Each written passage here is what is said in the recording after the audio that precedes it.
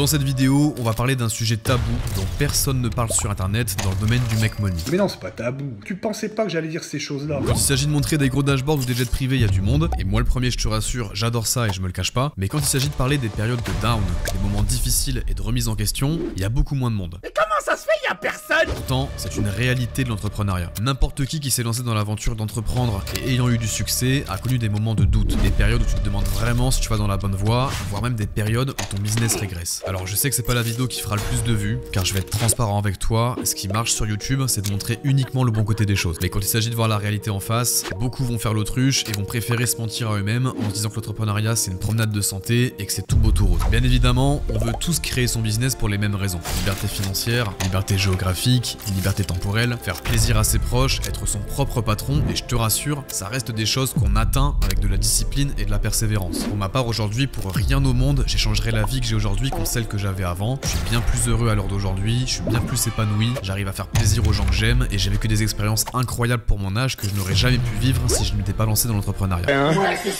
C'est ça qu'il te faut aller, hein. Mais c'est vrai que le chemin est long et qu'on passe forcément par des périodes de down, et dans cette vidéo je vais te partager mes 5 meilleurs conseils que j'ai appris pour gérer ces périodes de down, que ce soit dans ton business ou même sur le plan émotionnel. Alors installe-toi bien dans le fond de ta chaise, prends-toi un café comme d'habitude et on est parti.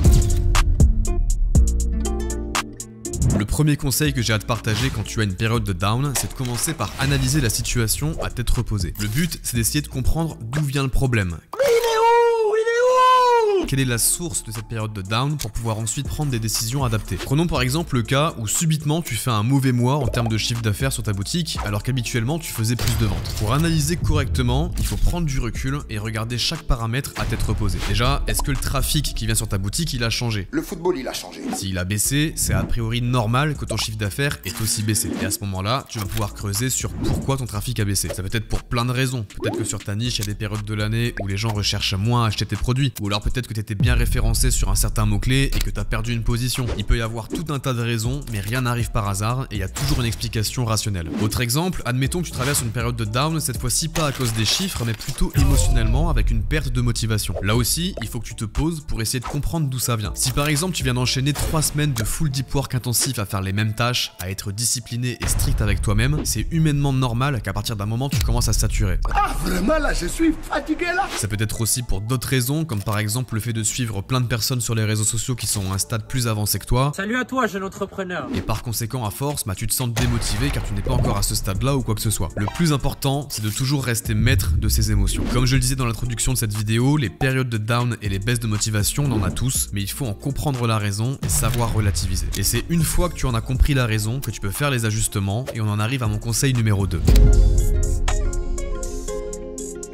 Mon deuxième conseil pour surmonter une période de down, c'est donc de faire des ajustements. Il ne faut surtout pas rester sans rien faire. Généralement en e-commerce, je te le dis d'expérience, j'ai une histoire, j'ai un background. Il y a toujours des mois dans l'année où ton business va avoir un coup de mou. C'est quoi, c'est glandu, c'est feignasse. C'est comme ça, c'est le commerce. Tu peux pas faire exactement le même chiffre d'affaires tous les jours de l'année. Donc ce que je fais généralement, quand je sens qu'on arrive sur une période qui est plus ou moins calme, au lieu de me morfondre et de subir cette période, je fais des ajustements marketing. Tu peux par exemple diminuer un petit peu ton budget d'ads, mais tu peux aussi lancer une vente privée à ta base mail ou même faire une offre promotionnelle sur certaines collections. Faire ce genre d'opération marketing, ça permet de lisser ton chiffre d'affaires sur l'année. Si par contre tu es dans une période de down d'un point de vue mental, d'un point de vue émotionnel, tu peux également faire des ajustements comme passer moins de temps sur les réseaux sociaux, voire carrément les supprimer. Si maintenant c'est lié au fait de faire toujours la même tâche, tu peux essayer de mettre en place des actions pour les déléguer et ça te permettra de te focus sur autre chose pendant un petit moment. Dans tous les cas, il y a toujours des solutions pour penser à autre chose et essayer de faire en sorte de repartir sur une phase qui est plus positive.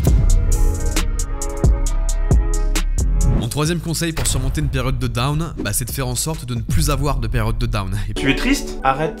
pour ça, la solution, c'est de te diversifier dans tes activités. Personnellement, c'est quelque chose que j'ai mis en place et qui m'a énormément aidé aujourd'hui à avoir des revenus stables à long terme. Car quand j'ai un business, par exemple, qui a une chute en termes de chiffre d'affaires, je vais en avoir 2 autres qui vont compenser et vice versa. J'ai d'abord commencé cette stratégie au sein d'un même business qui est l'e-commerce. Au lieu d'avoir qu'une seule boutique, j'ai fait en sorte d'en développer plusieurs. La polygamie est pourtant interdite. Et aujourd'hui, l'ensemble de mes boutiques, elles me génèrent un chiffre d'affaires global à l'année, avec certaines boutiques qui marchent mieux l'été, d'autres boutiques qui marchent mieux l'hiver, d'autres qui sont moyennes tout le temps, mais globalement, il n'y a jamais un mois dans l'année où j'ai vraiment une grosse chute en termes de chiffre d'affaires. Et au-delà de me diversifier au sein d'un même business, je me suis aujourd'hui diversifié sur les types de business. C'est-à-dire qu'aujourd'hui, je ne vais plus avoir uniquement de l'e-commerce qui me génère de l'argent. J'ai d'autres business, notamment des parts dans une agence SMMA avec laquelle on fait de la prestation de services en B2B, j'ai l'infoprenariat avec cette chaîne YouTube, j'ai des revenus en affiliation, et mis bout à bout, ça permet d'être vraiment antifragile par rapport aux résultats dans le business, puisque ça permet d'être sur différents secteurs et de jamais vraiment subir les périodes plus calmes d'un business en particulier. Alors il y a un débat généralement dans l'entrepreneuriat avec ceux qui vont dire qu'il faut choisir un seul business et se spécialiser dedans et de le scaler à la mort, et d'autres qui vont prioriser ce qu'on appelle le scaling vertical, qui consiste à aller chercher plus de revenus en multipliant les différents business. Pour ma part, que ce soit en e-commerce ou même dans le business en termes général, j'ai plutôt une approche de scaling horizontal. J'irai pas jusqu'à dire que c'est comme ça qu'il faut faire, parce que honnêtement, ça demande de sacrifier une partie de sa vie, faut dire les termes, mais moi personnellement, depuis que je me suis lancé, je me suis pris de passion par le business en ligne. Je suis un acharné et je suis ok avec le fait de faire des semaines de 80 heures à bosser sur plein de projets en même temps. Maintenant, ça dépend du tempérament de chacun, mais toujours est-il qu'avoir plein de business et donc plein de sources de revenus, ça permet d'éviter les périodes de down.